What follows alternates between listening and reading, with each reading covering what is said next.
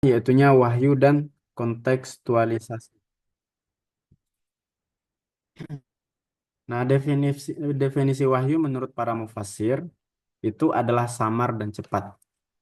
Nah, maksud samar itu adalah rahasia. Cepat itu ya seperti lintasan-lintasan itu wahyu.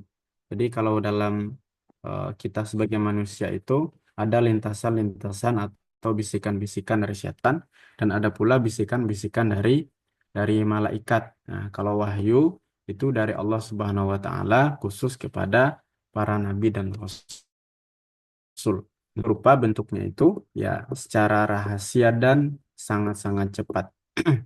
Nah, secara istilah adalah wahyu adalah pemberitahuan yang samar atau berita kepada para nabi dan rasul, cepat dan khusus kepada orang yang dituju. Orang yang ditujunya itu khusus adalah kepada para nabi dan rasul. Berlainkan dengan ilham. Kalau ilham itu kepada para pewarisnya, kepada para aulianya.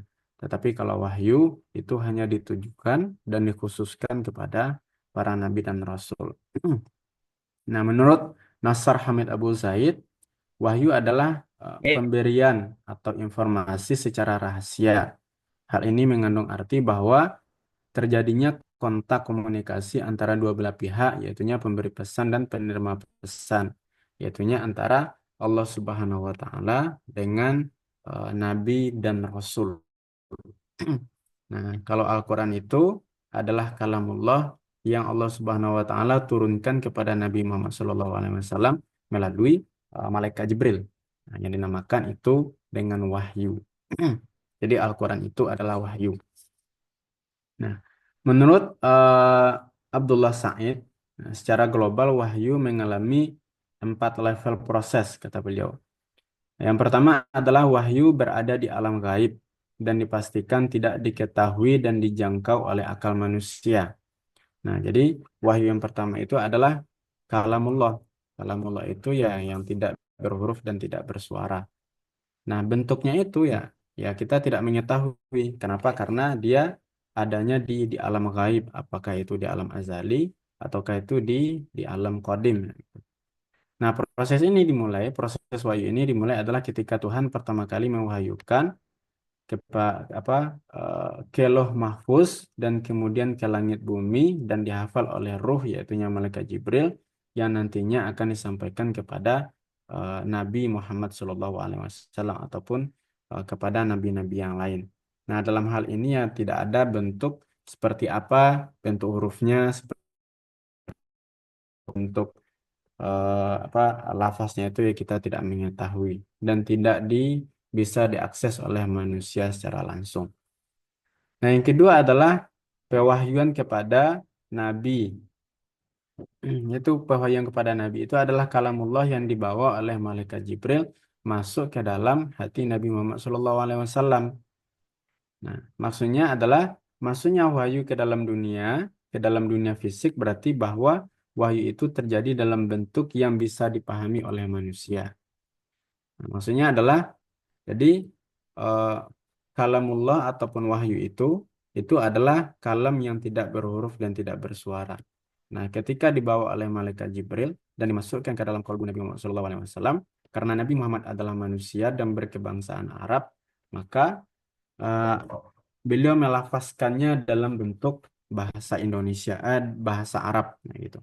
Maka jadilah Al-Quran itu lafaznya berbentuk lafaz Arab. Karena Nabi Muhammad SAW adalah manusia dan berkebangsaan orang Arab, maka Nabi mengungkapkannya dalam bentuk bahasa Arab untuk pertama kalinya dalam konteks kemanusiaan. Nah, begitu pewahyuan diekspresikan dalam bahasa Arab, saat itulah wahyu mulai berperan dalam sejarah, artinya berkecimpung dengan kehidupan manusia. Secara spesifik berkaitan dengan keadaan-keadaan, kebutuhan-kebutuhan, dan persoalan-persoalan Nabi dan masyarakat dengan berbagai bentuk norma-norma, adat istiadat, sistem-sistem, dan institusi masyarakat tersebut. Nah, yang kedua adalah yang ketiga, wahyu eh, kepada wahyu menjadi sebuah teks oral atau tertulis yang dinarasikan dan dikomunikasikan, diajarkan dan dijelaskan dan diaplikasikan. Nah, jadi setelah Nabi Muhammad SAW menerima wahyu dari malaikat Jibril, lalu beliau lafazkan dalam bentuk berbahasa Arab, maka saat itu pula lah wahyu sudah bisa ditulis atau menjadi sebuah teks yang bisa dinarasikan, dikomunikasikan dan diajarkan, dijelaskan dan diaplikasikan oleh masyarakat pada saat itu. Nah, keempat, nah pada level ini uh, ada dua dimensi pewahyuan, kata beliau. Yang pertama adalah praktik dipandu oleh wahyu yang berawal dari Nabi dan komunitasnya dan terus ditransmisikan kepada generasi-generasi berikutnya. Maksudnya adalah saat Nabi Muhammad SAW hidup bersama para sahabat menerima wahyu ataupun kalam-kalam dari Nabi, ada mereka yang tidak paham, mereka yang kurang jelas pembahasannya ataupun maknanya, maka mereka langsung bertanya kepada Nabi Muhammad SAW. Nah, dan Nabi Muhammad SAW menjelaskan hal tersebut. Nah, itulah yang menjadi hadis-hadis sebagai syarah daripada Al-Quran. Nah, jadi hadis-hadis Nabi, adakah itu dari perkataan beliau, ataupun perbuatan beliau, ataupun takrir beliau, itu adalah bentuk daripada uh, penjelasan daripada wahyu tersebut, ataupun Al-Quran. Nah, dan itu ditransmisikan atau dilanjutkan kepada generasi-generasi berikutnya sampai kepada kita sekarang yang dikenal sebagai hadis dan sunnah Nabi Muhammad SAW. Dan yang kedua adalah petunjuk ilahiyah dalam bentuk ilham atau inspirasi untuk memberikan panduan kepada mereka yang sadar akan kehadirannya dan yang berusaha mempraktikkan firman-Nya di dalam kehidupan mereka. Yang maksudnya adalah ketika Nabi SAW sudah tidak ada lagi, sudah meninggal, maka eh, mungkin lahirlah fenomena ataupun kejadian mereka menuju kepada tidak memahaminya. Nah, disitulah di antara orang-orang alim dari kalangan para salafus soleh, mereka itu mendapatkan ilham. Nah, mereka mendapatkan ilham daripada Allah Subhanahu wa Ta'ala untuk menjelaskan makna-makna ayat-ayat Al-Quran sesuai dengan konteks dan zaman pada saat itu pewahyuan menurut uh, Abdullah Said. Dan yang kedua adalah B, nilai-nilai hierarki di dalam Al-Quran. Nah, Abdullah Said mengklasifikasikan hierarki nilai menjadi 5 urai oleh Said agar menjadikan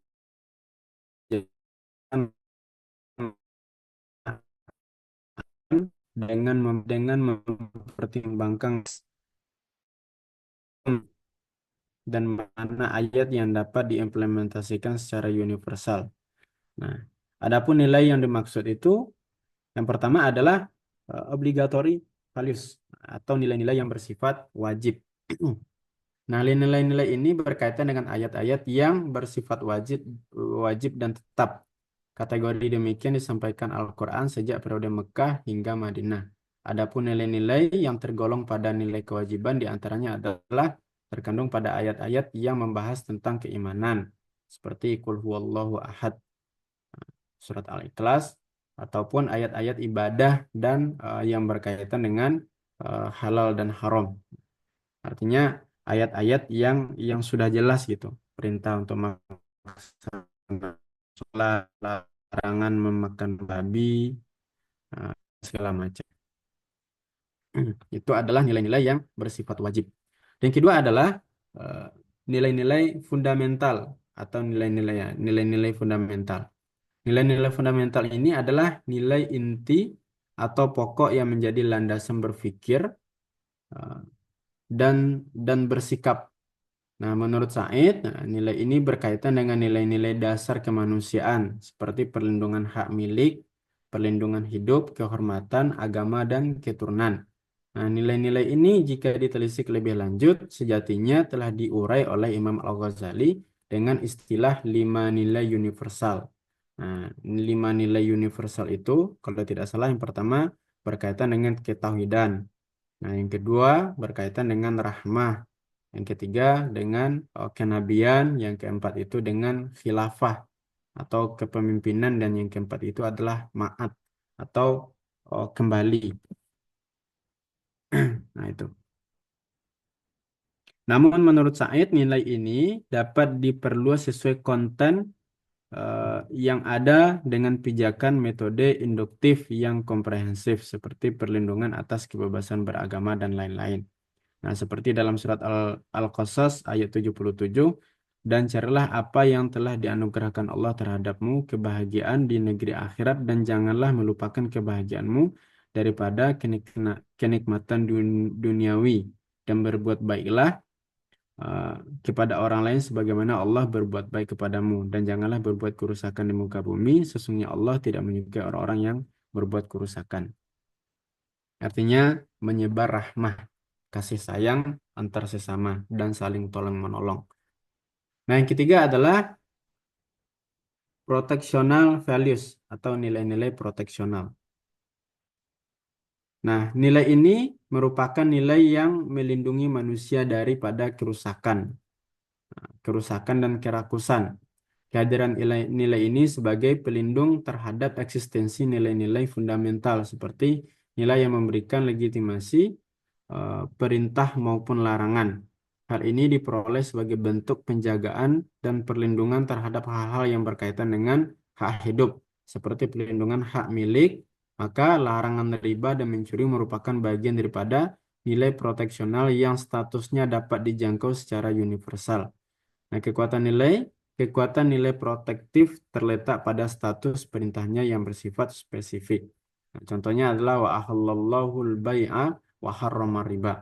Allah Subhanahu wa taala menghalalkan jual beli dan mengharamkan riba. Kenapa riba itu diharamkan ya? Karena banyak mudaratnya di situ. Banyak kerugiannya daripada salah satu pihak yang ujungnya menyebabkan kepada kerusakan. Dan yang kelima, yang keempat adalah nilai-nilai implementasional. Nah, nilai-nilai ini sebagai penegak daripada nilai proteksi. Nilai imple- Nilai implementasi dapat berbeda sesuai dengan konteks yang menyertai. Akibat hal ini, nilai implementasi dapat diupayakan dengan memberikan hukum terhadap pelaku kejahatan, misalnya hukum potong tangan yang diterapkan pada masa awal-awal Islam. Nah, seperti dalam surat Al-Maidah ayat 38, laki-laki yang mencuri dan perempuan yang mencuri, potonglah kedua tangannya sebagai pembalasan bagi apa yang mereka kerjakan dan siksa. Allah Maha Perkasa lagi Maha Bijaksana. Namun kata Abdullah Sa'id yang berkaitan dengan hukum potong tangan dan potong kaki, nah itu kalau untuk konteks zaman ini, nah, karena sudah berbeda konteksnya gitu. Nanti mungkin bisa dijelaskan oleh pemakalah selanjutnya. Nah, dan yang kelima adalah yang terakhir, nilai-nilai instruksional. Nilai instruksional adalah tindakan dalam Al-Quran yang mencakup persoalan yang berlaku khusus pada masa pewahyuan. Nilai ini mencakup ayat-ayat yang mengandung perintah maupun larangan yang berlaku pada masa itu. Hingga ayat-ayat ini dinilai tidak berlaku secara universal. Ayat-ayat Al-Quran yang memiliki karakter seperti ini sangat beragam. Misalnya, instruksi poligami, instruksi untuk menjadikan non-muslim sebagai teman dan lain-lain. Terhadap keberagaman tersebut, Abdullah Said menawarkan tiga kriteria untuk menentukan makna legalitas sehingga relevansi nilai etis dapat diterima pada masa kontemporer, yaitunya frekuensi penekanan dalam Al-Quran, identifikasi nilai, dan relevansi dengan konteks kultural. Nah, contoh ayatnya adalah ya ayyuhalladzina amanu la tattakhidhu bitanatan min dunikum la ya'lunakum khabala.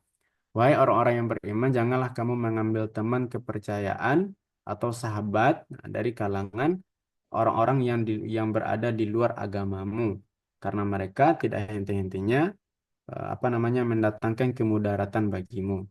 Nah, apakah ayat ini relevan dengan saat sekarang ini ataukah bagaimana? Karena pada saat itu ayat ini turun adalah eh, saat ya, pada pada saat itu orang-orang kafir itu sangat gencar-gencarnya memusuhi kaum muslimin, sehingga pada saat itu eh, kaum muslimin itu dilarang untuk berteman dengan orang yang non muslim. Nah, sementara pada konteks kita sekarang, apakah ayat ini masih relevan ataukah tidak? Karena ya orang-orang muslim yang ada di sekeliling kita saat ini, ya mereka tidaklah memerangi kita gitu. Artinya hidup rukun. Nah, apakah boleh ataukah tidak? Mungkin bisa dijelaskan oleh pemakalan selanjutnya, yaitu Mbak Nurul Madinah. Kepada beliau kami persilakan.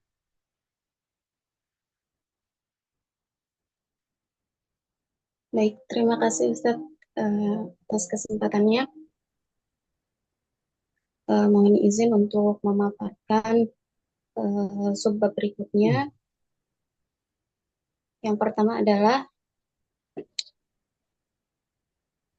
urgensi dari tafsir kontekstual.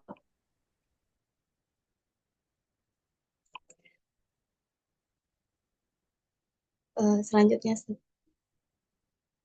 ya, tafsir kontekstual dalam studi Al-Quran sangat penting, terutama di era modern saat umat Islam dihadapkan pada berbagai tantangan sosial, budaya, hukum, dan teknologi yang terus berkembang. Pendekatan ini menekankan pemahaman Al-Quran bukan hanya berdasarkan teks atau lafaz semata saja, tetapi juga mempertimbangkan konteks historis, sosiologis, dan kondisi aktual umat manusia. Nah, beberapa urgensi dari tafsir kontekstual yang pertama adalah adanya relevansi ajaran Al-Quran dengan zaman. Nah, Al-Quran diturunkan lebih dari 14 abad lalu dalam konteks budaya dan sosial kaum Arab. Maka agar pesan dari Al-Quran ini tetap hidup dan bisa diaplikasikan dalam kehidupan kita, maka tafsir kontekstual menjembatani makna ayat dengan realitas zaman sekarang. Yang kedua adalah menyaring pemahaman yang kaku atau tekstualis. Nah, pendekatan tekstual seringkali cenderung literal atau kaku yang dapat berujung pada pemahaman ekstrim. Eh, Makanya dengan adanya tafsir kontekstual membuka ruang istihad untuk menggali nilai-nilai universal seperti keadilan atau kasih sayang dan kesetaraan. Contohnya seperti hukum potong tangan bagi pencuri. Kalau kita eh, melihat dari teks Al-Qur'annya secara tekstual, maka eh, tidak relevan dengan eh, zaman sekarang dan bersifat ekstrim ya. Kemudian urgensi yang ketiga adalah merespon tantangan global dan lokal. Munculnya isu-isu kontemporer seperti demokrasi, HAM, pluralisme, gender, dan yang lain-lain membutuhkan pemikiran baru dalam memahami ayat-ayat Al-Quran. Tafsir kontekstual mampu menjawab pertanyaan-pertanyaan yang tidak muncul pada masa turunnya wahyu pada zaman dahulu. Kemudian yang keempat, menghidupkan semangat makosid syariah. Dengan menekankan tujuan syariat, tafsir kontekstual menjadikan Al-Quran sebagai petunjuk hidup yang dinamis, bukan sebatas hukum-hukum formalistik saja. Fokusnya adalah untuk manfaat, maslahat, dan nilai-nilai dasar agama yang bisa kita peroleh. Kemudian yang kelima adalah mendorong tradisi keilmuan yang kritis dan terbuka. Tafsir kontekstual mengajarkan untuk tidak sekedar menerima warisan tafsir klasik saja secara mentah, tetapi melakukan pembacaan ulang yang kritis dan konstruksi. Ini penting dalam dunia akademik dan pendidikan Islam kontemporer. Lanjut Ustaz. Kemudian teks-teks paralel dari Al-Quran dan hadis. Nah, teks-teks paralel adalah ayat-ayat Al-Quran yang memiliki kesamaan tema atau substansi dengan hadis-hadis Nabi Muhammad SAW. Dalam pendekatan tafsir kontekstual, pemahaman terhadap teks-teks paralel ini sangat penting untuk menggali makna yang lebih mendalam dan relevan dengan konteks zaman sekarang. Jadi misal ada suatu penafsiran Jadi di tafsir itu penafsiran suatu ayat tersebut mana teks-teks yang relevan dengan tema yang kita tafsirkan ini. Kemudian penafsiran ayat-ayat Al-Quran tidak boleh dilakukan secara terisolasi atau tersendiri. Sebaliknya, mufasir harus mempertimbangkan teks-teks lain dalam Al-Quran dan hadis yang berkaitan dengan topik atau pesan yang sama. Uh, kemudian lanjut Ustaz. Hmm, makna dalam kerangka kontekstual.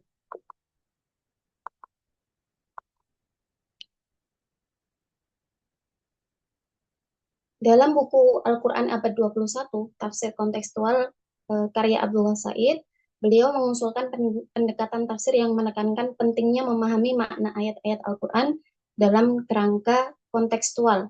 Pendekatan ini bertujuan untuk menjembatani teks-teks wahyu dengan realitas sosial, budaya, dan historis masa kini, sehingga pesan-pesan Al-Quran tetap relevan dan aplikatif di zaman sekarang.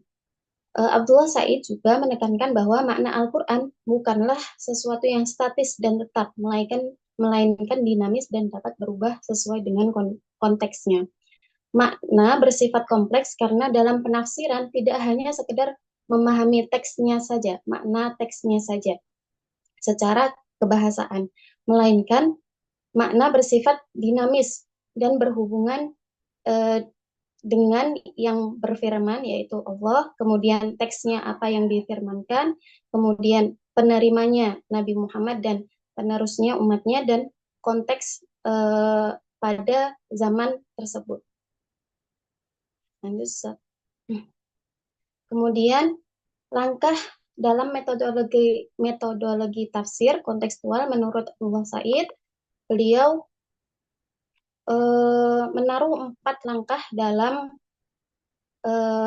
cara menafsirkan secara kontekstual. Yang pertama adalah identifikasi dunia teks, yaitu memahami konteks sosial, budaya, dan historis pada masa pewahyuan Al-Quran. Ini mencakup kehidupan Nabi Muhammad, struktur sosial masyarakat Arab pada waktu itu, serta norma dan nilai yang berlaku. Kemudian, yang kedua adalah analisis kritis teks. Menganalisis teks secara mendalam untuk memahami maksud asli dari wahyu yang diturunkan. Langkah ini melibatkan studi terhadap bahasa, gaya, penulisan, dan konteks spesifik dari setiap ayat.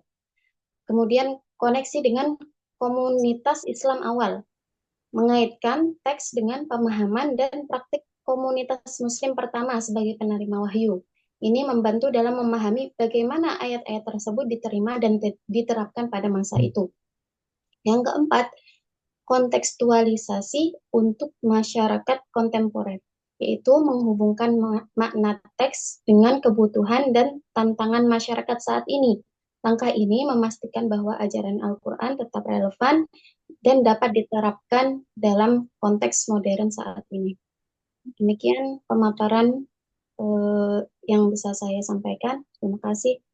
Selanjutnya saya alihkan ke pemateri ketiga.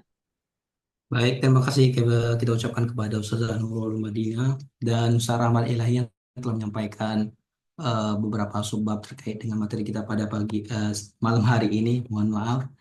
Baik, saya akan melanjutkan pembahasannya yaitu tentang dasar-dasar agama dan penafsiran Al-Quran. Tentunya dasar-dasar agama atau usuluddin merupakan fondasi ajaran Islam yang mengikuti keyakinan terhadap tauhid, kenabian dan hari akhir. Dan tiga hal ini menjadi pilar keimanan dalam Islam yang mendasari ajaran-ajaran lainnya. Dan sebagaimana dinyatakan oleh Allah Subhanahu wa taala di dalam surah Al-Ikhlas terkait dengan beriman kepada Allah Subhanahu wa taala dengan mengatakan qul huwallahu ahad, bahwa Allah itu adalah Esa, dan menunjukkan keunikan dan keesaan Tuhan yang tidak menyerupai apapun. Konsep ini kemudian diperluas oleh para mufasir seperti Fakhruddin Ar-Razi dalam Mafatihul Ghaibnya menyatakan bahwa dasar agama merupakan prinsip universal dalam seluruh agama samawi, tiga bentuk yang paling sempurna termanifestasi dalam Islam.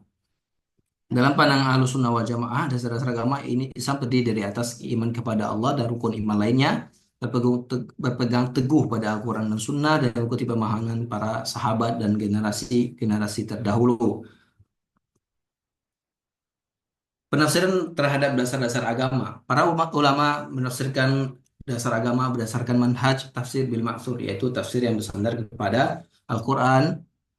Al-Quran ditafsirkan dengan Al-Quran, Al-Quran ditafsirkan dengan hadis, dan Al-Quran ditafsirkan dengan perkataan para sahabat. Contohnya yaitu tentang surat Al-Ikhlas tadi, Qul huwallahu ahad. Ibnu Abbas menjelaskan atau menafsirkan bahwasanya Qul huwallahu ahad adalah dialah yang Maha Esa dan tidak ada satu pun yang menyerupainya dan tidak ada sekutu baginya. Walaupun selain dari apa namanya tafsir bil maksur ini ada tafsir bil ra'i, bahwasanya mengikuti konteks-konteks yang terjadi pada diturunkannya Al-Quran tersebut, dan itu yang disebutkan oleh Fazlur Rahman dengan metode double movement gitu, melalui pendekatan eh, historis, sosial dan historis. Sudah. Penafsiran agama Islam dalam tradisi tafsir. Penafsiran terhadap dasar-dasar agama dapat dilihat dari berbagai pendekatan. Ada yang tematik namanya, ya, menghimpun ayat Al-Quran yang berkaitan dengan satu tema sentral seperti tauhid yang hanya menghimpun berkaitan dengan ayat-ayat tauhid, misalkan iman dan akhirat, lalu dianalisis untuk menghasilkan pemahaman yang utuh. Metode ini dikembangkan oleh Fazlur Rahman dengan pendekatan gerak ganda atau double movement yang telah disebutkan tadi, yaitu bergerak dengan konteks historis ayat ke konteks kekinian dan kembali lagi ke teks. Lalu tafsir kalami atau teologis digunakan oleh para ulama ilmu kalam seperti Al-Ghazali dan Al-Juwaini dan Abu Hasan Al-Asy'ari, yang menafsirkan ayat-ayat tentang sifat-sifat Allah, kenabian dan kehidupan setelah mati.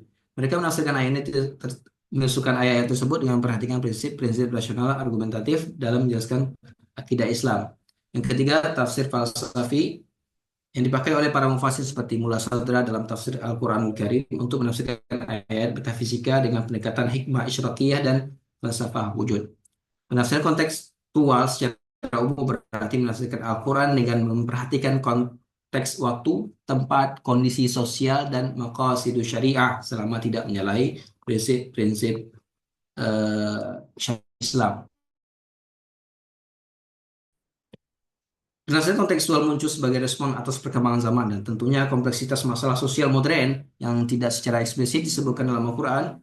Oleh karena itu, penafsiran kontekstual bertujuan menjembatani antara teks suci realitas kehidupan umat manusia masa kini tanpa mengingkari prinsip dasar Islam. Menurut Abdullah Sid, penafsiran kontekstual menekankan pentingnya memahami tujuan umum, yaitu maqasidus syariah dari teks dan tidak hanya terpaku pada bentuk literal dari lafaz. Para ulama seperti Imam Ibnu Katsir, Syatibi dan Ibnu Qayyim menunjukkan bahwa Islam dapat diterapkan lintas zaman selama tetap memegang prinsip syariat. Syatibi menekankan bahwa syariat Islam turun untuk menjaga maqasidus syariah, yaitu agama, jiwa, akal, keturunan, dan harta. Kalau ada orang lain menambahkan harta, tahta, dan syafrenata gitu kan. Oke, contoh aplikatifnya penafsiran Al-Quran surat Al-Hujurat mengenai perbedaan suku dan bangsa dijelaskan oleh ulama al-sunnah bahwa tujuan dari penciptaan manusia dalam keragaman adalah untuk saling mengenal dan bukan saling membanggakan diri.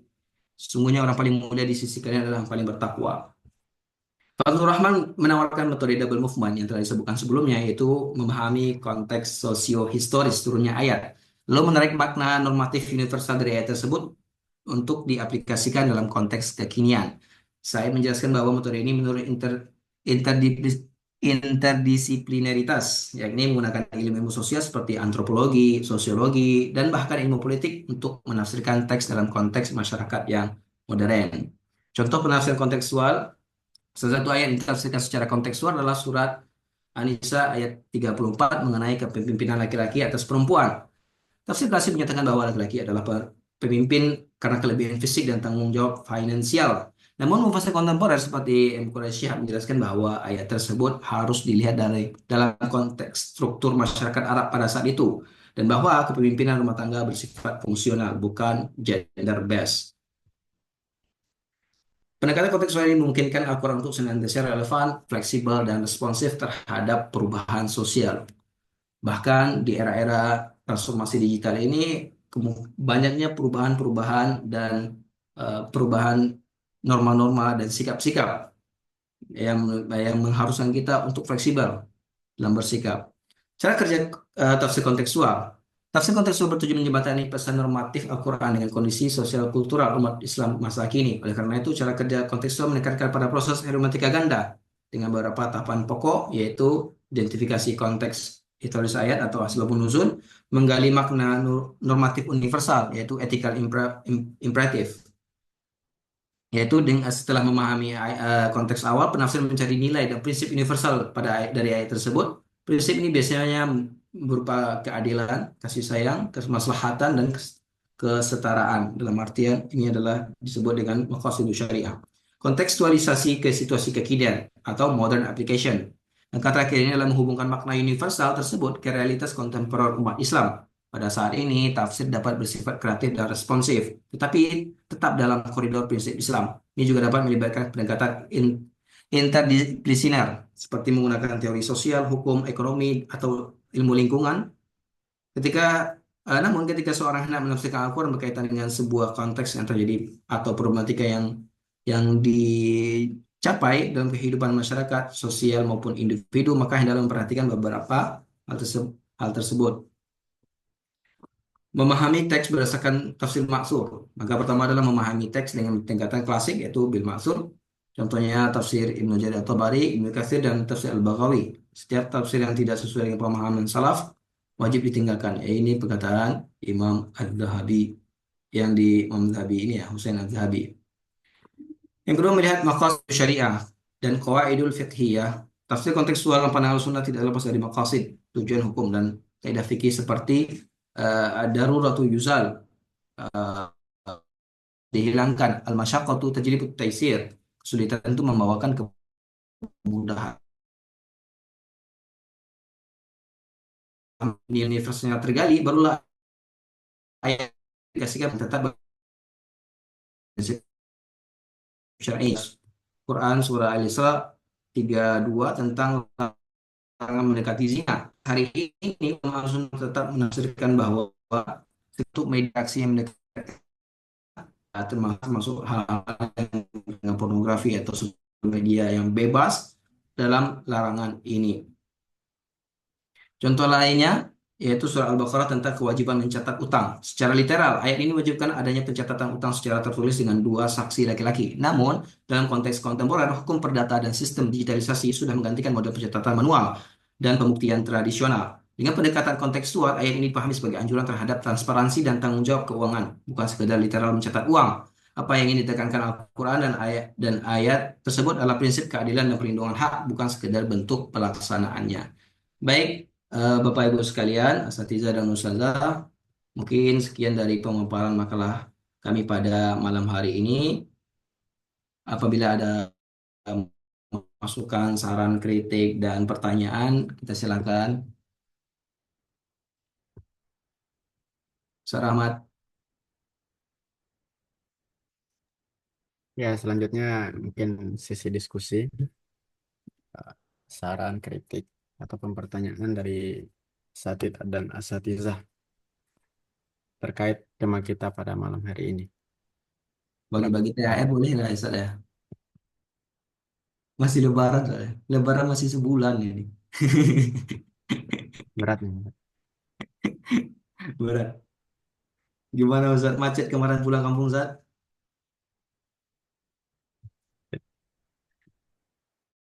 Macet parah.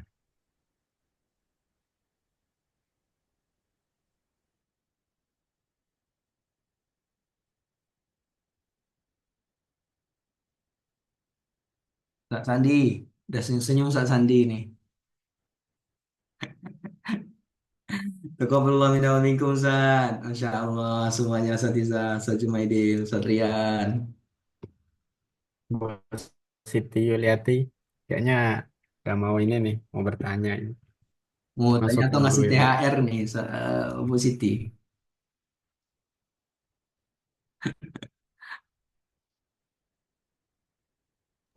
Kembali Fitri. Kembali Fitri ya Bu ya. Kue lebaran masih ada kan Bu? Hanya begitu dah.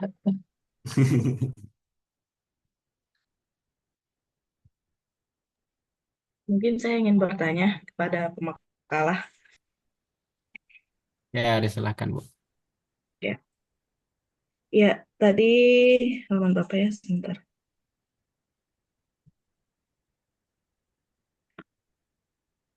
Ya, tadi kan disebutkan bahwa ada nilai-nilai hierarkis di dalam Al-Quran. Ya, kemudian Abdullah Said itu kan mengklasifikasikan nilai-nilai hierarkis itu sebagai alat untuk kontekstualisasi.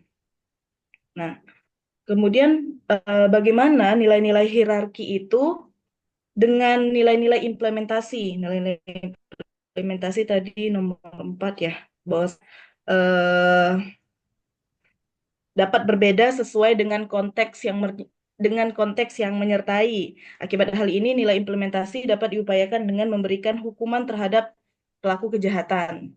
Nah, apakah bagaimana pendapat pemakalah tentang nilai-nilai hierarki ini dan nilai-nilai implementasi ini bisa diterapkan secara objektif? Karena kan nilai implementasi ini kan bisa berbeda sesuai dengan konteks yang menyertainya itu. Karena misal tadi hukum potong tangan, kontekstualisasinya seperti apa gitu kan. Nah, apakah itu tidak sistem ini tidak berpotensi subjektif? Ya, paham nggak ya? Berpotensi subjektif. Dan bagaimana pendapat makalah supaya bahwasanya nilai-nilai implementasi ini dengan nilai-nilai dalam nilai-nilai hierarki menurut Abdullah Said ini bisa bersifat objektif seperti itu. Karena kan perbedaan persepsi eh, ijtihad dari masing-masing ulama seperti itu. Bahkan yang ada yang contohnya seperti salah satu ijtihad itu adalah melawan hawa nafsu. Nah, itu kan sangat jauh dari eh, apa ya istilahnya sangat jauh dari penafsiran yang ada gitu. Nah, bagaimana pendapat makalah agar eh, antara nilai-nilai hierarki ini dan nilai-nilai implementasi ini bersifat objektif dan tidak subjektif? Itu sih, saya penasaran itu. Terima kasih. Mudah-mudahan paham ya. Bisa dipahami, tapi nyari jawaban dulu ya, Bu ya. Semangat, Sat, semangat. Mungkin ada yang lain? Tampung dulu. Izin bertanya Ustadz. Soal Iqbal. Ah, Afwan Ustadz. Wah, Eh, di sini bagaimana tafsir kontekstual itu dapat membedakan dirinya dari tafsir tekstual maupun tafsir klasik. Mungkin pertanyaannya mudah saja Ustadz. Maksudnya bagaimana atau apa yang membedakan antara tafsir kontekstual dengan tekstual dan klasik itu? Syukron Ustadz.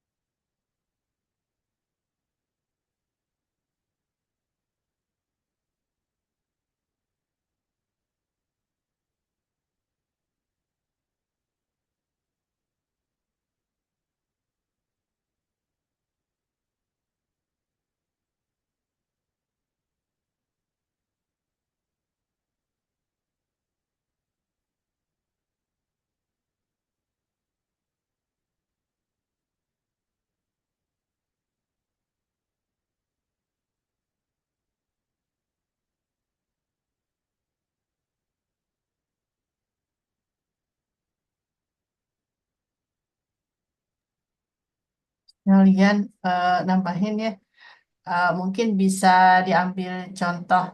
Kalau Abdullah Said itu bukan dari bukan bukan dari Indonesia ya. Eh, saya minta contoh misalnya eh, apa namanya, tafsir kontekstual eh, dari penafsir Indonesia kayak Quraish Shihab misalnya. Mungkin bisa diambil contoh penafsirannya yang kontekstual, eh, apa ya, perbandingannya dengan eh, tafsir tekstual dari eh, kitab-kitab tafsir dahulu. Mungkin eh, contoh apa, kalau kaitannya dengan lokalitas, misalnya kalau bersihap dengan kondisi di Indonesia gitu. Mungkin bisa diambil contoh dari penafsirannya. Makasih.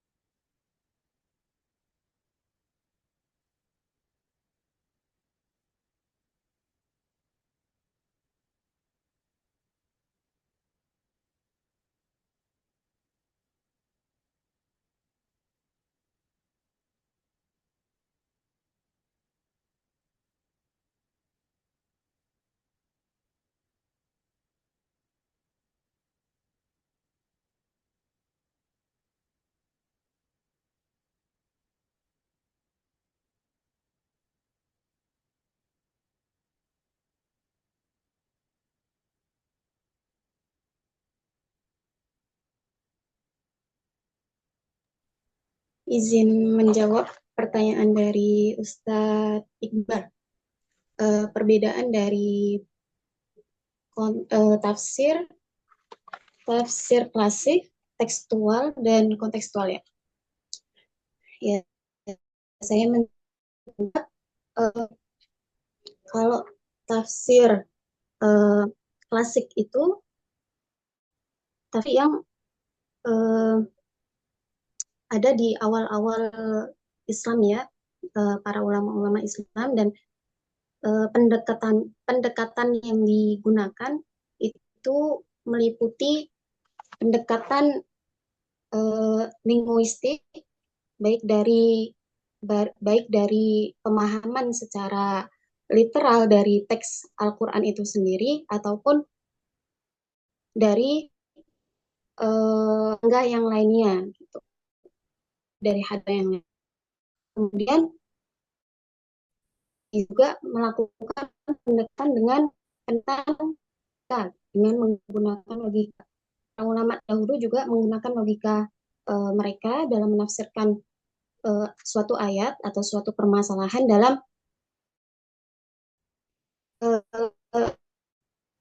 tafsiran mereka, sehingga tidak hanya memperhatikan sisi teks atau bahasa atau lafaz dari suatu ayat tersebut. Kemudian juga para ulama terdahulu juga melakukan pendekatan dengan tasawuf, sering dihubungkan dengan tasawuf. Jadi ada juga menafsirkan teks untuk menemukan makna tersembunyi dari ayat tersebut gitu. Melakukan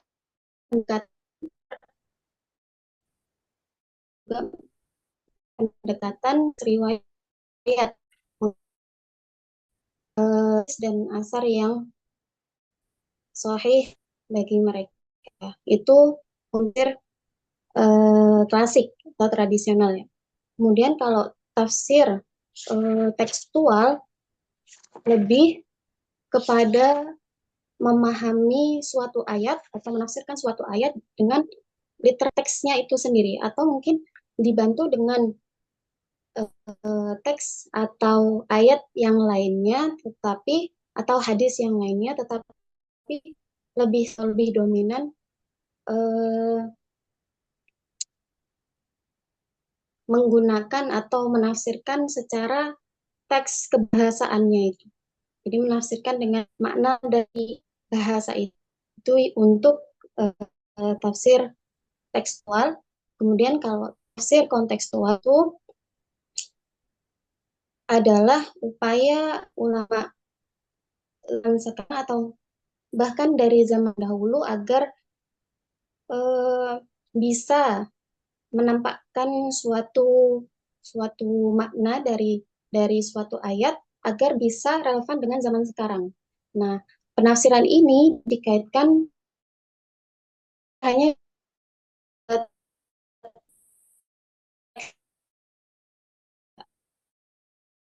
teks yang akan tetapi dilihat dari sosial, dilihat dari sisi hukum dan yang lain sebagainya dari di zaman sekarang, kemudian dihubungkan juga dengan penafsiran pada zaman dahulu. Bagaimana pada masa Nabi, bagaimana Nabi menafsirkan teks ini dan bagaimana ayat ini berlaku di zaman tersebut. Kemudian diambil bagaimana kesimpulan eh, yang yang bisa memudahkan bagi umat Muslim agar bisa mencapai makosid syariah dalam agama Islam. Seperti itu. Mungkin cukup itu. Terima kasih. Baik, terima kasih Ustazah Nurul Madinah. Berarti kalau kita melihat secara umum ya, berarti kan tafsir kontekstual ini dia lebih menitik beratkan kayak kias nggak sih? Mungkin kalau secara klasik atau literal gitu, ya udah dalil dengan dalil, misalkan suri potong tangan. Tapi kalau kontekstual itu dia lebih mengarah kepada ini ya, apa?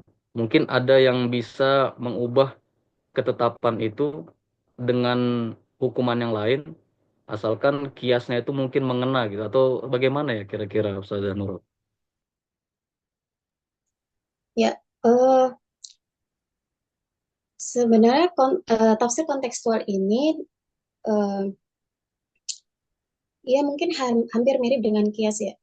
Akan tetapi kias kan eh, dari suatu hukum ke hukum yang lain gitu ya. Kalau tafsir kontekstual ini dia lebih ke mengambil eh, suatu hukum yang relevan gitu, relevan dengan zaman sekarang yang di zaman dahulu eh, mungkin apa namanya hukumnya atau penafsirannya berbeda karena perbedaan dari sisi sosial, budaya dan sebagainya. Maka tafsir kontekstual ini hadir untuk menyesuaikan uh, suatu penafsiran ayat yang sesuai dengan keadaan kita di zaman sekarang ini. Baik, terima kasih Ustazah. Sama-sama. Nah, saya akan mencoba jawab dari pertanyaan Bu Siti Marwani tadi ya. Ya terkait tentang masalah apa namanya hierarkis itu kan hierarkis itu kan adalah tingkatan atau urutan nilai-nilai eh, dalam kehidupan manusia. Mulai daripada eh, apa tadi nilai yang bersifat wajib, nilai fundamental, nilai proteksional, terus sampai ke nilai nilai bentuk kasih nilai-nilai sebelumnya. Maksudnya bagaimana? Maksudnya adalah ketika seseorang itu eh, ada larangan, ada larangan atau melanggar suatu larangan, nah, maka aplikasinya itu seperti apa? Ya, yang ada di dalam konteks wahyu. Nah, seperti tadi itu kan eh, hukum potong tangan, hukum potong tangan bagi pencuri baik laki-laki ataupun perempuan. Nah, dan juga hukum rajam bagi pelaku seks, bagi pezina dan segala macamnya.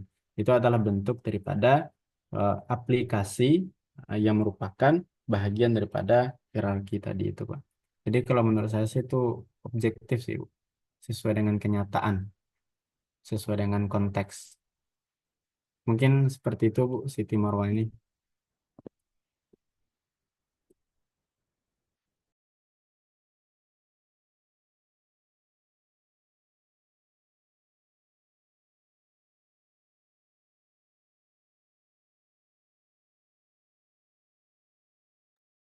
Terus sedikit menjawab pertanyaan, menambahkan pertanyaan dari eh, Ustadz Nurul Madina tadi itu tentang masalah kias kalau nggak salah dari pertanyaan Ustadz Iqbal ya. Ya kalau menurut saya sih tafsir kontekstual dengan kias itu dua hal yang berbeda. Nah, kalau tafsir kontekstual ini kan sebenarnya menjawab tantangan yang ada pada masa kini, menjawab problem dan permasalahan yang ada pada masa kini. Sementara kias itu beda lagi, itu pengambilan hukumnya. Tapi kalau tafsir kontekstual yaitu bagaimana para mufassir itu menyelaraskan dan merelevansikan ayat-ayat yang sesuai untuk hukum pada saat ini itu bagaimana. Itu sih. Lebihnya kepada situ.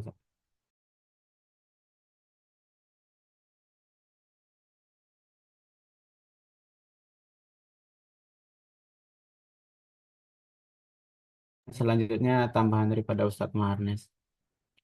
Oh, ya Ustaz, Ustaz. Eh, Ana lebih notisnya ke pertanyaan Ustaz Iqbal Seketang tadi ya, terkait dengan tafsir apa namanya kontemporer dengan tafsir klasik atau tafsir kontekstual. Sebenarnya di zaman dahulu pun sudah ada juga tafsir kontekstual gitu kan.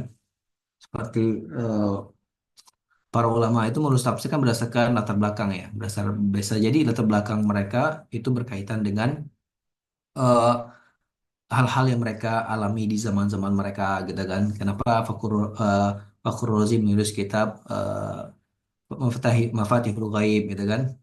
Dan sebenarnya kita kembali kepada meteorologi atau corak-corak apa namanya, corak-corak penafsiran. Ada corak-corak penafsiran, meteorologi penafsiran, ada yang tahlili dan ijmali gitu kan, dan ada juga yang eh, coraknya itu ada falsafi, ada yang ada bul ijtimai dan segala macam gitu.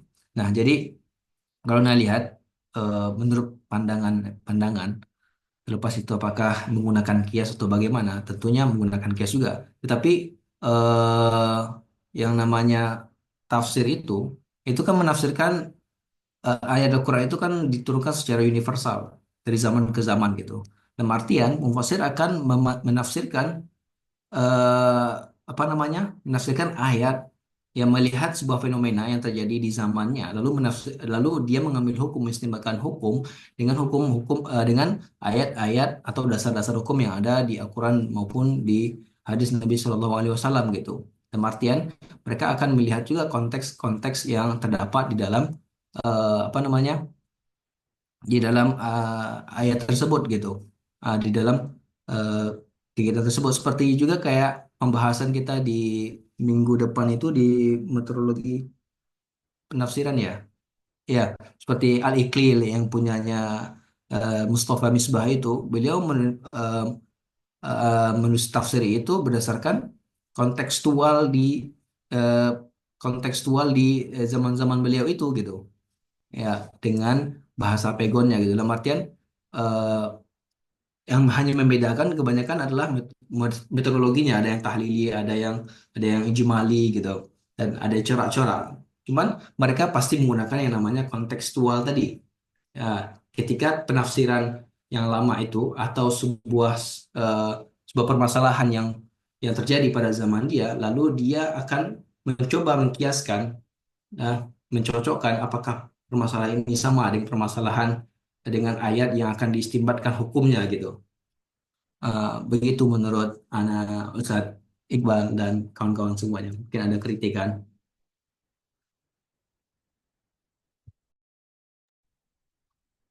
Ana nggak dengar tadi eh, pertanyaan Ustazah Siti. Lihat apa Ustazah? Bisa diulangi Ustazah. Ya, itu sebenarnya menyambung ke pertanyaan Ustadz Iqbal gitu. Biar lebih jelas aja contoh dari penafsiran kontekstual yang sesuai dengan keindonesiaan gitu, Ustaz. Maksudnya dari penafsir Indonesia maksudnya. Di compare dengan tafsir klasik gitu. Jadi biar tahu bedanya gitu.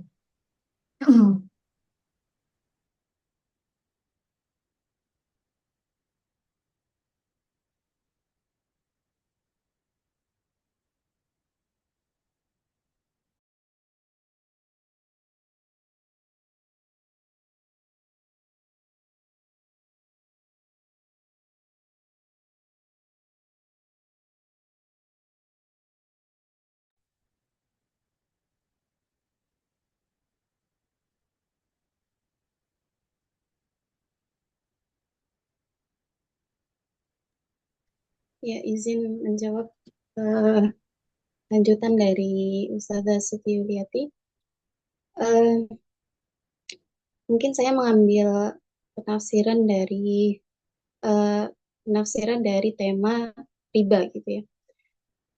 Jika kita melihat dari hmm, penafsiran tradisional atau klasik, mungkin kita akan menemui riba itu eh,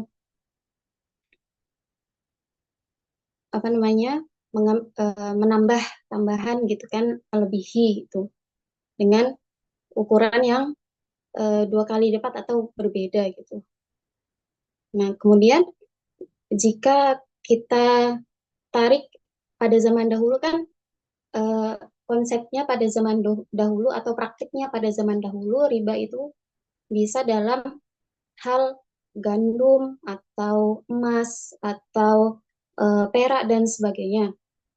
Nah, gitu. Kemudian kalau ditarik dengan zaman sekarang atau zaman modern saat ini, riba bisa kita tarik dengan misal eh, sistem riba di bank misal.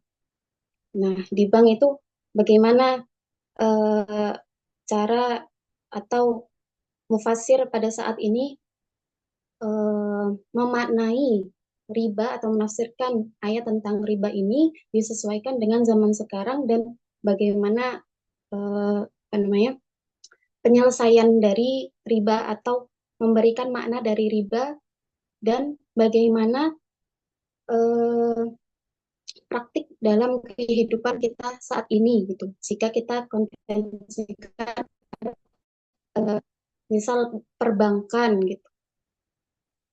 Itu untuk tafsirnya saya belum menemukan contohnya, tapi dari saya ambil dari konsep riba itu dulu. Terima kasih. Mungkin saya ingin membantu terkait contoh pada masalah. Ya, contohnya misal yang saya temukan adalah terkait tentang jihad.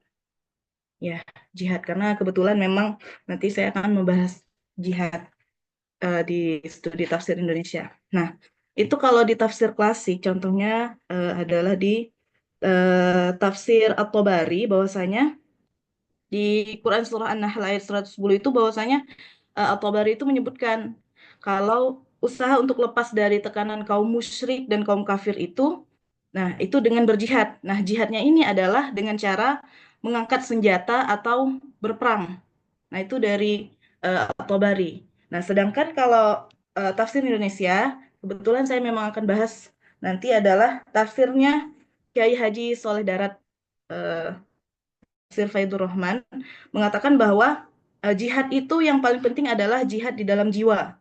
Nah, jihad dalam jiwa yang paling utama adalah melawan hawa nafsu. Nah, itu kan tentu sangat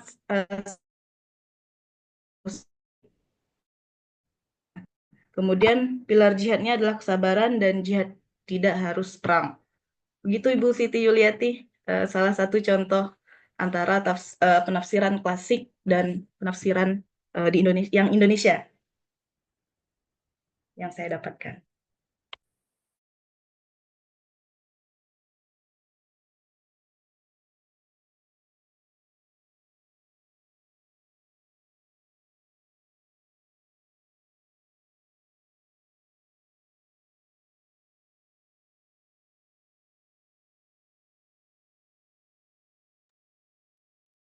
Mungkin ada lagi dari teman-teman yang lain.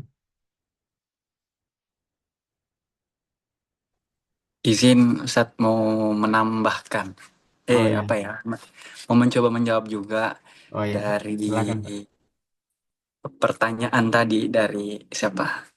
Kak Siti Marwani ya, terkait bagaimana penafsiran kontekstual ini, apakah berpotensi adanya sisi subjektivitas, ya, di mana objektivitas didahulukan. Seperti itu ya, kurang lebih pertanyaannya. Nah, mungkin tadi sudah dijawab oleh teman-teman pemakala, namun juga terlintas juga di pikiran saya terhadap sebuah buku yang pernah saya baca yang berjudul Sunni dalam Paradigma Kontemporer.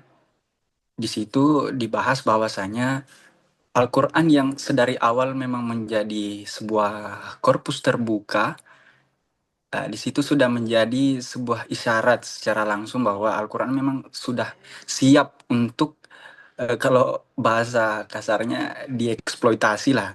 Artinya siap untuk menjadi beragam atau plural terhadap interpretasi terhadap Al-Quran itu sendiri. Karena semenjak wafatnya pemegang otoritas tertinggi dalam menafsirkan Al-Quran, dalam hal ini Nabi Muhammad SAW, disitulah para sahabat juga memulai mengadakan apa istilahnya, mencoba menafsirkan Al-Quran. Walaupun masih ada beberapa hal yang diambil dari penafsiran langsung oleh Nabi itu sendiri, karena beliau masih hidup sezaman pada waktu itu. Akan tetapi masih ada beberapa persoalan yang mungkin belum dijelaskan oleh Nabi, sehingga aktivitas dalam menafsirkan Al-Quran ini itu berlanjut hingga munculnya periode penafsiran birra'i, dengan akal. Nah, di masa dinasti Abbasiyah ya, kalau nggak salah. Ya, kurang lebih patranya itu dinasti Umayyah, dinasti Abbasiyah. Nah, di situ berlanjut keberagaman corak tafsir, sehingga hal tersebut tidak menutup kemungkinan ya adanya jaket-jaket ideologi yang dibawa oleh para penafsir. Itu kita tidak bisa apa ya, menafikan hal seperti itu.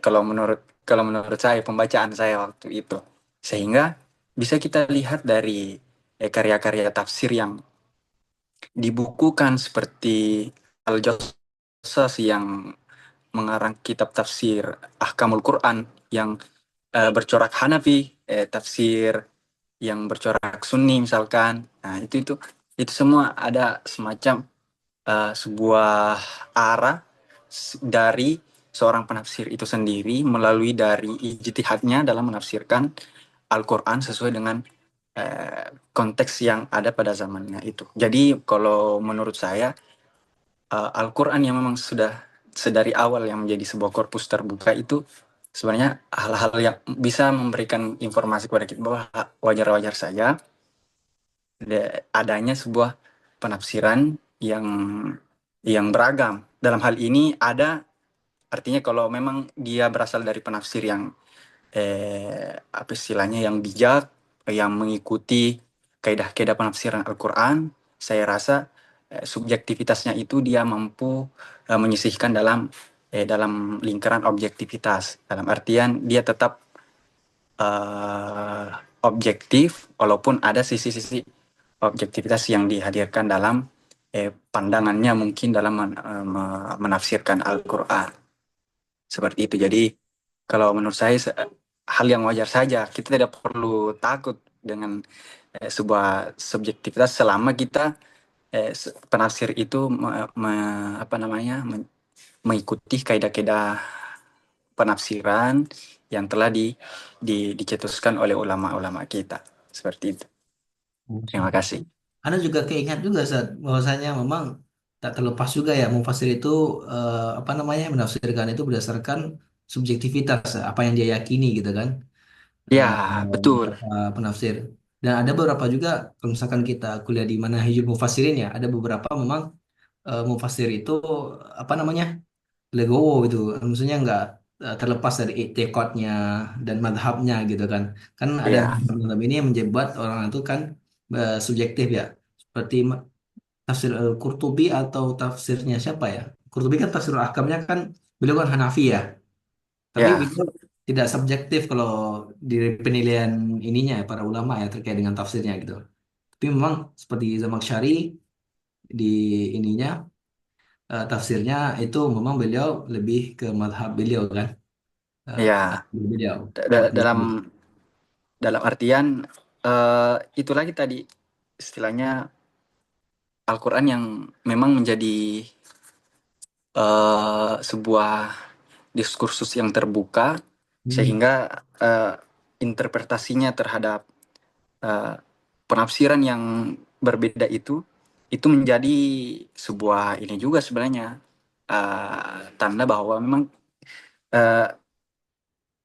kita itu apa istilahnya Tuhan sudah memberikan apa ya isyarat bahwa memang khasanah intelektual keislaman itu sangat sangat luas sehingga sehingga orang-orang yang bergelut dalam dunia tafsir dengan bagaimana para penafsir itu memahami sebuah teks. Nah, ini kan lagi-lagi kita bergelut di dunia bahasa lagi. Di dunia bahasa lagi belum yang berbeda lahja pada orang Arab pada saat itu bakal berefek pada pemaknaan Al-Quran itu sendiri kalau kita kembali ini nostalgia ke matkul bahasa Arab kemarin bagaimana teks kemudian diwacanakan menjadi sebuah ini seperti itu.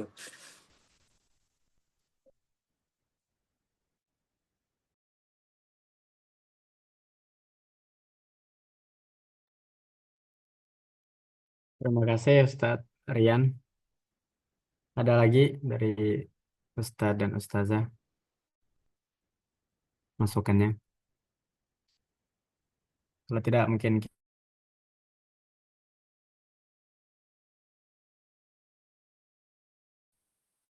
Bapak Zakaria Baik. Lubis.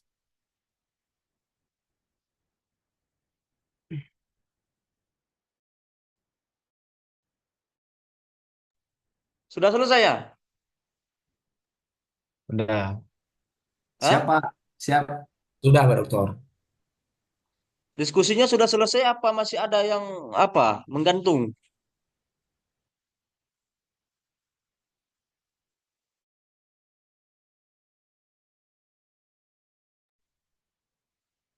Gimana? Sudah selesai diskusinya? Sudah, Pak. Insya Allah Sudah ya? sudah. Oke.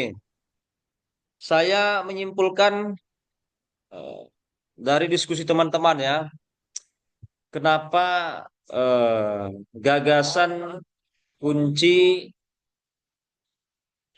ya agak komat ini.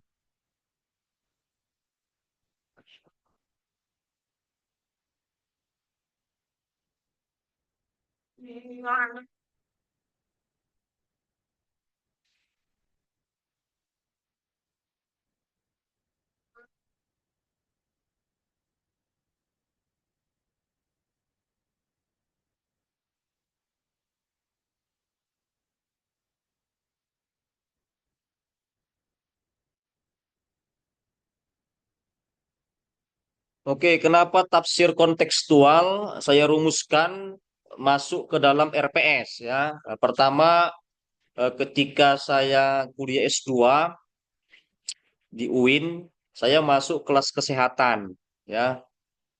Yang ngajar di UIN itu dia kalau kita mengambil agama Islam selalu dikaitkan harus ada umumnya. Jadi tesis saya itu eh, terapi kesehatan mental ya. Studi kasusnya di pesantren Bina Akhlak Nafza, narkotika, zat adiktif. Jadi terapi kesehatan mental, karena mengambil tesis ini maka saya masuk kelas kesehatan. Kebetulan dosennya adalah Pak M. Tajudin ya, mantan rektor UI, dekan pertama Fakultas Kedokteran di UIN. Jadi ketika beliau menerangkan ya selama 1 semester saya masuk kelasnya banyak rekayasa-rekayasa teknologi yang belum dijawab MUI pada saat itu ya, Majelis Ulama Indonesia. Karena saya S2 itu 2011 sampai 2013. Saya masuk kelas Pak MK Tajudin itu 2012. Akhirnya Fatwa MUI itu keluar 2013. Ini deh. Ini. Fatwa MUI keluar 2013 tentang rekayasa genetik dan produknya. Saya belajar 2012. Nah, ini kelihatan ya. Ini saya tokoh besar Indonesia 2 orang almarhum Zumardi Azra ya yang menjadikan IAIN menjadi UIN. Pertama kali ini beliau di Indonesia ini MK Tajudin meninggal. Ya udah meninggal ya, semua udah meninggal nih, kecuali saya belum. Jazah asli ya Ya, Ustaz. ini meninggal, sudah meninggal, sudah meninggal, sudah meninggal, sudah meninggal. Ini masih hidup. Ya, kedua orang masih hidup. Jadi saya masuk kelas beliau ini, mukanya kayak orang bule ini, mantan rektor UI. Jadi dia ini bukan orang apa ya, bukan bukan orang beragama ya. Beragama tapi ya tahulah umum ya. Dia kan spesialis andrologi. Ya. Spesialis andrologi itu dokter spesialis masalah ya apa ya genetik, masalah apalah ya, reproduksi dan lain sebagainya lah. Cari saja lah ya andrologi ya. Termasuk cucu dia, cucunya itu dia menghasilkan cucunya bukan hasil hubungan laki-laki dan perempuan, tapi bayi apa ya, bayi bayi tabung ya. Hasil dari laboratorium dia tunjukkan ya, bayi tabung. Kemudian membuat saya tercengang itu banyak hal yang belum dijawab Islam. Misal contoh eh, hak untuk mati itu kan tidak boleh dalam Islam. Islam mengajarkan hak untuk hidup.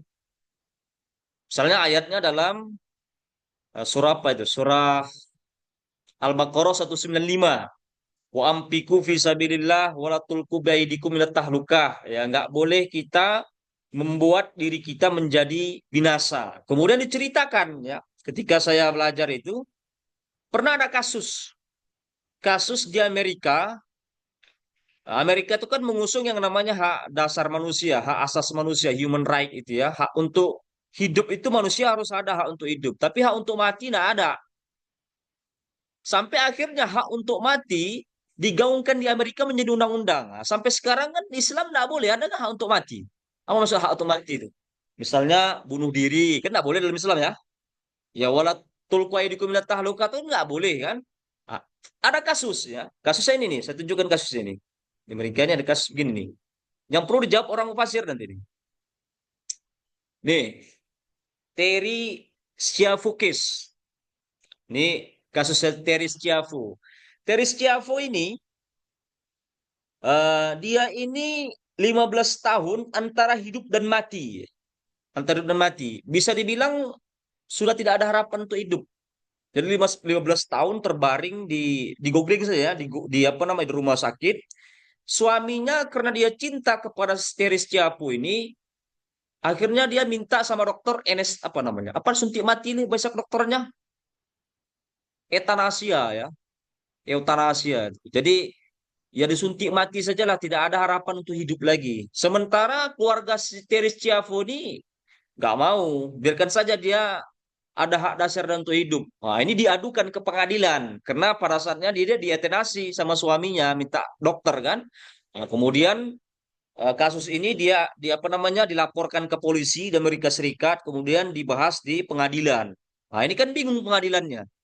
Hak untuk mati akhirnya jadikan undang-undang sampai demonstrasi besar-besaran di Amerika ya. Jadi hak untuk mati itu dijadikan undang-undang di Amerika. Ah, masuk ke ranah ini ya, dunia Islam ya. Karena di sana pun ranah dunia Kristen ya. Di sana kan rata-rata mayoritas Kristen itu menolak, tidak boleh manusia itu dimatikan. Biarkan saja mati dengan sendirinya gitu. Ah, termasuk dari ayat tadi itu kan, jangan biarkan dirimu dalam kebinasaan. Nah, jadi kalau seandainya ada orang misalnya sekarang ini sakit stroke yang tidak mungkin dia bisa sembuh kembali. Hidupnya sebatang kara. Kemudian dia bunuh diri. Misal ini kan, misal ini. Apakah mesti dikatakan haram? Nah, ini harus dikaji nih. Mungkin dia pemikiran daripada susah nguruskan orang lain. Kan ngurus orang-orang sakit ini kan sulit ini. Nah, ini kayak Teris Ciapo tadi ini ya. Jadi dia memang pingin suaminya ini udah disuntik mati saja, tidak ada harapan untuk hidup. Nah, kontekstual ini, hukum-hukum yang tidak ada pada zaman Rasul itu, pada zaman sekarang tuh banyak. Salah satunya tadi itu ya, hak untuk mati. Apakah hak untuk mati itu boleh dalam Islam? Nah, ini harus dijawab nih.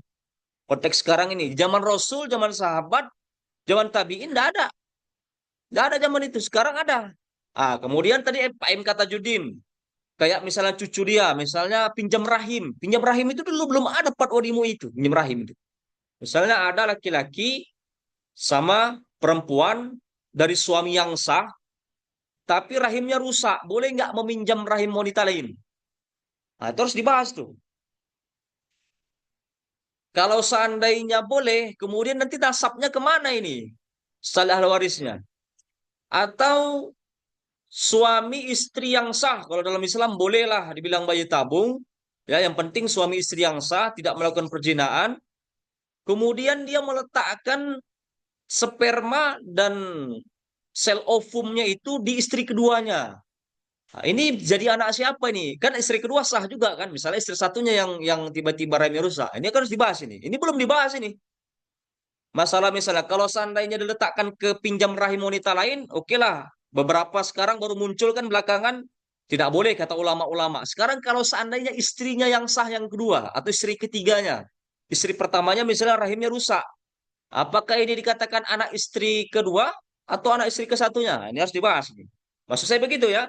Nah, makanya ketika dalam makalah itu kan ada hierarki hukum. Hierarki hukum itu itulah Abdul Said tadi dibahas. Abdul Said kan melihat begitu.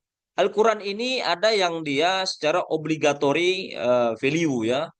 Apa namanya? Nilai-nilai yang secara umum itu tidak bisa dibantah. Antara wahyu sama kontekstual. Wahyu itu dari awal dapatnya Rasul sampai hari kiamat itu nggak berubah kan? Tidak berubah. Tapi nilai-nilai yang keempat, kelima dalam hierarki hukum ya, yang menurut Abdul Said itu bisa ada ruang yang mesti membuka diskusi. Penafsiran itu berubah setiap zamannya ketika ada fakta-fakta baru kan? Fakta-fakta baru misalnya ketika saya masuk kelas Pak MK Tajudin, ada teman dia ya, Prof MK ini apa jantungnya itu harus apa namanya? Maintenance ya, harus dirawat jantungnya. Kebetulan karena dia orang kaya. Jadi kalau seandainya jantungnya ini nggak dirawat, dia bakal mati karena dia banyak uang. Jadi jantung itu dicangkok pakai jantung babi. Saya tanya, kenapa nggak jantung yang apa namanya hewan yang halal, sapi? Ternyata jantung yang paling tepat supaya untuk hidup lebih lama bagi orang-orang misalnya yang orang kaya, misalnya dia mau lama lebih matinya, itu paling lama itu jantung babi. Jadi klopnya jantung manusia dengan jantung babi. Ah, itu konteks kekinian. Bagaimana dalam hukum Islam? Nah, makanya saya masukkan yang namanya tafsir kontekstual itu karena ini menghadapi current isu ya, isu-isu terkini. Ya, tapi itu 2013, 2012, sekarang sudah 2025, 2013 keluar Fatwa MUI ya. Bacalah Fatwa MUI itu ya. Ada beberapa yang boleh, ada yang enggak. Nah, itu kan mungkin yang 2013. Sekarang ini kalian nih, misalnya di masanya sekarang ada AI. Nah, sekarang cloning misalnya.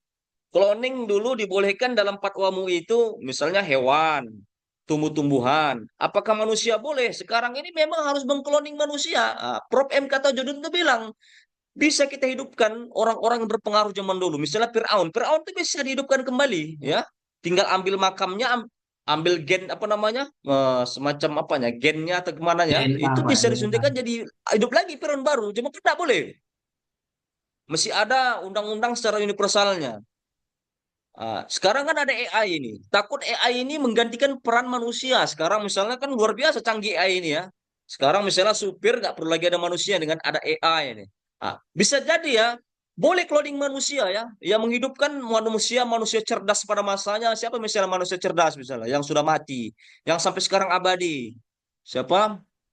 Albert Einstein Einstein. misalnya. Einstein mungkin diambil apanya? Apakah boleh ya? Ini belum terjawab nih sama hukum-hukum dalam Islam. Ini maksud saya. Jadi teman-teman kalau seandainya nanti mengambil tafsir ini, usahakan konteksnya kekinian seperti yang saya sebutkan tadi ini.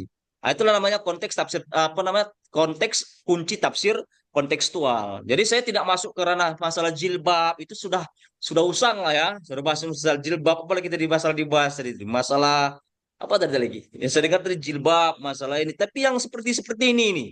Ada hal-hal yang baru. Kaitkan misalnya ayat Al-Quran tidak boleh apa namanya tadi wala tulqu aydikum minat tahluka. Dalam Islam itu tidak boleh hak untuk mati. Ternyata memang ada hak untuk mati itu harus ada. Ya kayak tadi itu kan sampai 15 tahun. Kan kasihan kalau nggak mati udah dimatikan saja itu. Kan begitu kasihan juga dia tak ada harapan untuk hidup. Dokter pun sudah mengklaim begitu kan. Ya, udah nggak ada lagi harapan untuk hidup. Jadi harus dimatikan saja. Islam melarang itu. Nah, ini kan apa ya kontradiksi. Apakah ayat itu kita buang? Ini perlu lagi nih, kembali lagi nih kajian tafsir ini. Karena jelas ayat tadi Al-Baqarah tadi nggak boleh kan? Nah, itu kira-kira seperti itu ya. Nah, ini yang ingin saya sampaikan. Silakanlah di closing statement ya. Jadi boleh silakan mahasiswa membahas tafsir kontekstual ini isu-isu kekinian ya. Jadi bukan isu-isu yang sudah lama tapi kekinian, yang baru. Ya, yang kekinian lah, current isu. Silakan pemakalah di closing statement.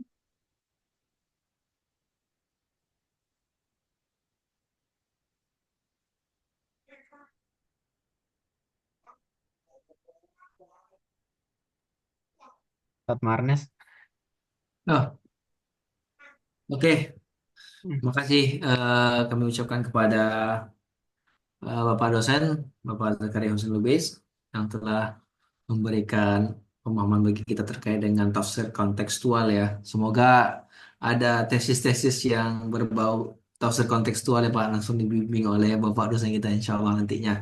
Dan terima kasih kami ucapkan kepada rekan-rekan sekalian yang telah hadir pada perkuliahan kita pada malam hari ini, dan semoga Allah Subhanahu wa taala ya memberikan kita tambahan ilmu dan tambahan keberkahan, dan semoga Allah Subhanahu wa taala mengumpulkan kita di surganya kelak. Baik, terima kasih dan sekian dari kami kelompok 4 pada presentasi pada hari ini, dan kami tutup dengan doa kafaratul majelis. Subhanakallahumma bihamdika asyhadu an la ilaha illa anta astaghfiruka wa atubu ilaik. Assalamualaikum warahmatullahi wabarakatuh. Waalaikumsalam warahmatullahi wabarakatuh. Saya ingatkan 2 kali lagi pertemuan ya, berarti kita sudah masuk proposal mini proposal. Jadi masing-masing sudah ada judulnya. Kita udah libur lama ya, hampir sebulan lebih. Jangan sampai tidak ada judul ya. Oke, absennya nanti saya share minggu depan. Sudah saya upload juga di YouTube ya, bisa dilihat ya. Nah, nanti tinggal dilihat aja di YouTube. Terima kasih. Tolong ketua kelas di screenshot, di share ke grup ya. Assalamualaikum warahmatullahi wabarakatuh. Waalaikumsalam warahmatullahi wabarakatuh.